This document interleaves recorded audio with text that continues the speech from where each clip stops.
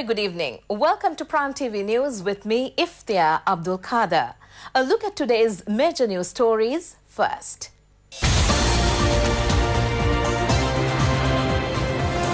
The President instructs governors to dedicate themselves for an efficient public service.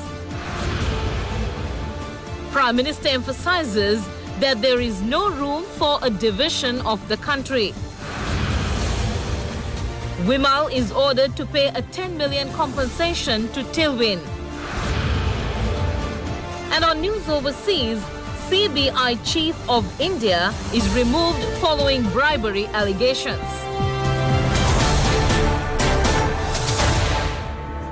And now for the news in detail. President Maithripala Sirisena has emphasized that he expects all new governors to meet the expected development targets through efficient and streamlined public services, extending their direct mediation. The president made this observation during a discussion with governors and officials, including provincial chief secretaries. President Maithripala Sirisena discussed with governors and officials, including provincial chief secretaries, the development programs launched at the district level as well as the special projects mooted by the President's office. The President's office has already launched many special projects under the guidance of the President with the intention of upgrading the general public economically and socially and molding virtuous citizens. Prominent among them are the Narcotics Prevention National Program to save the younger generation from the narcotics menace and the Grama Shakti National Program to alleviate the masses from poverty. The President's office has also launched the national program to protect the children on behalf of safeguarding the children of the country, the Environment Conservation Program on behalf of conserving the environment, and the local National Food Production Program. It also includes the Kidney Disease Prevention National Program. The Narcotics Prevention National Week has been declared from the 21st to the 28th of this month to educate the society on the ill effects of the use of narcotics. Many programs have been mooted in this respect. Directing the attention of the officials concerned on the formulation of innovative program targeting school children, state officials, as well as the public, the President called upon the governors and officials to make a fruitful contribution, drawing their personal attention. The government has launched many special programs on behalf of cracking down on narcotics in the northern and eastern provinces. In addition, the Grama Shakti National Week has been declared from the 18th to the 23rd of February. Programs are being drawn up with a target of expanding up to 4,000 villages, the Grama Shakti program. Prime Minister Ranil Wickremesinghe has emphasized that no room will be left for any proposal to divide the country. The Prime Minister made this reference when the Constitutional Assembly met this morning. Prime Minister Ranil Wickremesinghe mentioned that the proposed new constitution will not have any negative implications on the priority granted to Buddhism and the unitary state of the country. Presenting the Steering Committee on Constitutional Reforms report compiled by an expert committee on proposals pertaining to the new constitution before the Constitutional Assembly, the Prime Minister said the opinions of all parties will be considered. He said introducing a constitutional draft or divisions within a country were not a concern, adding politically destitute people are trying to take such claims forward as today they have no other topic to talk about. The Prime Minister pointed out that the opinions of all parties will be considered. The 9th article regarding Buddhism was included in the 1972 Constitution by the committee led by former Prime Minister Dudley Senanayake, further remarking it is unlikely that there is anyone who wants to change this. Premier Wickremesinghe said everyone wishes the article remain the same. He also said a unitary state concept has been accepted by many and there are varied opinions and those must be discussed. A federal state concept does not exist and they must decide on power devolution in a unitary state. The Prime Minister said further discussions are necessary pertaining to the matter of the executive presidency. The abolishment of the executive presidency must not be discussed, as there is nothing that will lead to divisions or that will ruin the status of Buddhism. He opined that the UNP is clear that the new constitution should protect these two facts. The Prime Minister said factions leveled various charges during the end of 2018. However, he stressed there is nothing negative regarding their matter. He said he doubts that a majority will even read the report, adding, however, the report is now vested with the Assembly and the Assembly will decide on what needs to be done. The Premier said their responsibility is complete, adding, the parties must now discuss the report. On to a headline-making story. The Colombo Commercial High Court has ordered parliamentarian Vimal Veeravansha to pay 10 million rupees to General Secretary of the Janatha Vimukti Peramuna, Tilvin Silva. The fine was imposed on Vimal Veeravansha, ruling that he had published the book Natta Vanuata Atta, violating the Intellectual Property Act after leaving the Janatha Vimukti Peramuna. High Court Judge Juan Fernando ruled that the defence party had violated the right of the complainant under the Intellectual Property Act through the publication of this book. Also, an interim order was issued preventing the printing and sale of this book. Tilvin Silva had said that Vimal Veeravansha, while serving as a member of the Central Committee of the Janatha Vimukti Peramuna, had included various documents which had been discussed, and that he had violated the Intellectual Property Act by quoting and publishing certain documents sans any permission. Two new non-cabinet ministers and a deputy minister have taken oaths. The swearing-in took place before President Maithripala Sirisena at the Presidential Secretariat today. Accordingly, Ravindra Samaravira took oaths as non-cabinet minister for Labour and Trade Union Relations. V. Radhakrishnan took oaths as non-cabinet minister for Special Area Development. Abdullah Mahroof was sworn in as deputy minister for Ports and Shipping. Meanwhile, an amendment has been made to the ministerial portfolio of Minister Daya Gamage. The new ministerial portfolio allocated to him is Social Empowerment. You're watching Prime TV News, and still on the local scene, fuel prices were reduced with effect from midnight yesterday. Fuel prices decreased again following the review undertaken based on the price formula carried out on the 10th of every month. With the present government assuming office in the year 2015, action was initiated to reduce the prices of petrol, diesel and kerosene. A litre of petrol 92 and 95 in the year 2014 prevailed at 162 and 170 rupees. During the last 3.5-year period, a litre of petrol 92 and 95 was given to consumers at the rate of 117 and 128 rupees. At the end of last year, according to the price formula, a litre of petrol 92 and 95 costs 125 and 149 rupees respectively. The new prices are determined through the price formula, which is effective based on price revisions in the world market. The Ministry of Finance and Mass Media announced that the price of a litre of petrol and diesel has been reduced by 2 rupees with effect from midnight yesterday. The price of a litre of super diesel of the Euro 4 variety, an environment-friendly type of fuel, has been reduced by 3 rupees.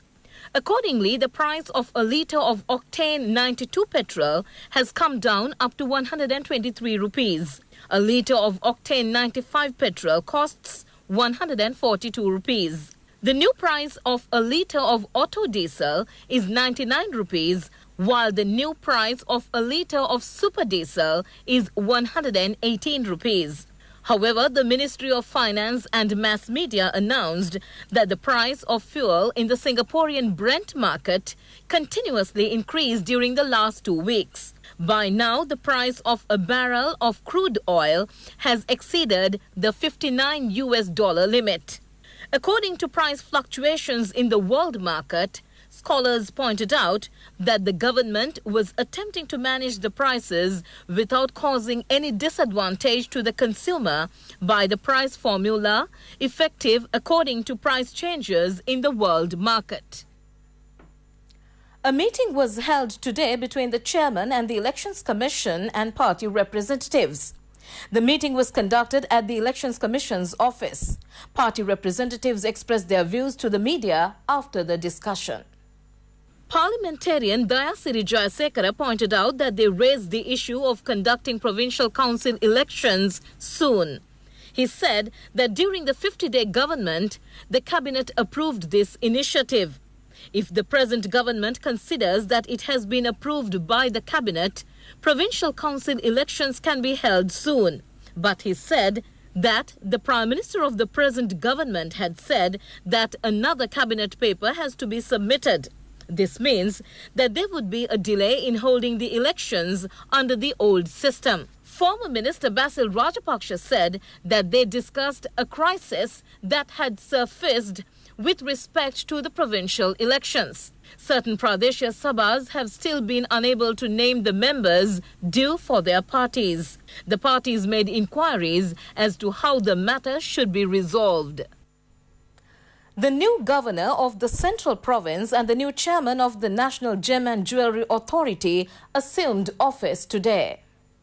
Central Province Governor Maitri Gunaratne assumed duties in his new post today. He assumed office at the Governor's Secretariat in Kandy.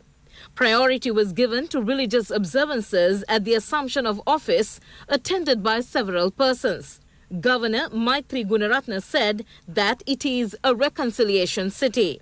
He said that he is with those who are working. He said that he will use his position to safeguard the Sri Dalada Maligava and other communities and religions, as well as the people of the area, and transform it into a green city.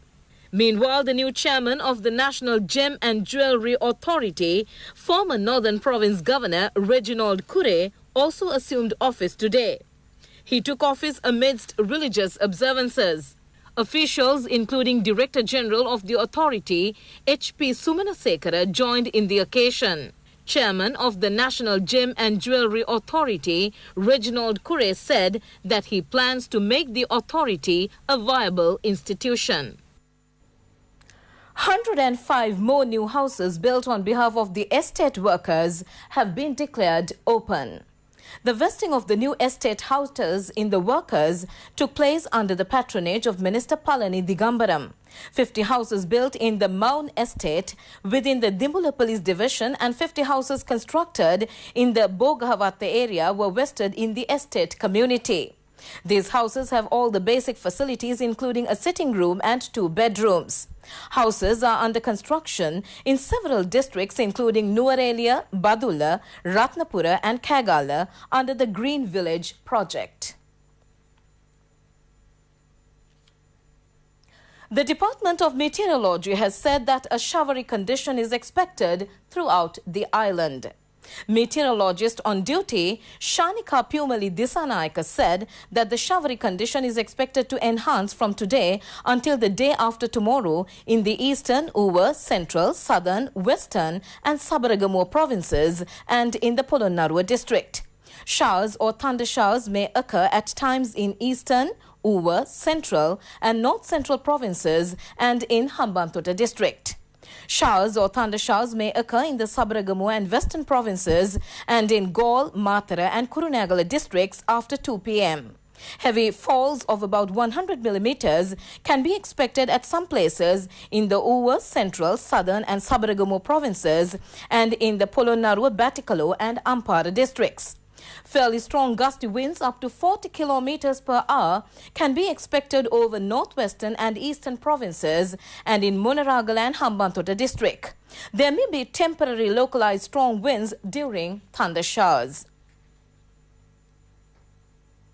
A police constable was further remanded until January 18th over the shooting of a person during the Ceylon Petroleum Corporation brawl last year. The order was issued by Colombo Fort Magistrate Lanka Jayaratna when the case was taken up for hearing today. The attorney representing the accused had made a request for bail. In response, Magistrate Jayaratna had said that she will announce her decision regarding the request on January 18th. A massive python has swallowed a large deer. The incident has taken place close to a stream near a house in the Paravahagama area in Galkiriagama. Later, the python has found it difficult to move about. Wildlife officials who came to know about the incident has taken the python to a secure place and released. Wildlife officials said that they had not come across such an incident earlier.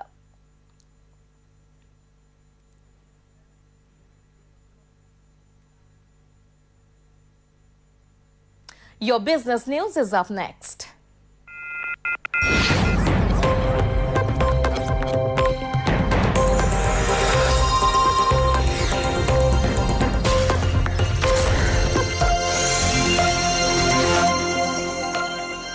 Sri Lanka's economic growth is expected to speed up slightly to 4% in 2019. According to the World Bank's January 2019 Global Economic Prospects Activity, accelerated in Sri Lanka to an estimated 3.9% in 2018 on the back of a recovery in the agriculture and services sectors. And last year's recovery from adverse weather conditions is expected to continue in 2019 with 4% GDP growth. The growth activity will be supported by robust domestic demand as consumption rebounds following natural disasters, and investment is boosted by infrastructure projects. The economic growth is projected to inch to 4.1% in the next 2 years. The report noted Sri Lanka's external debt is sizable and current account deficits have deteriorated considerably.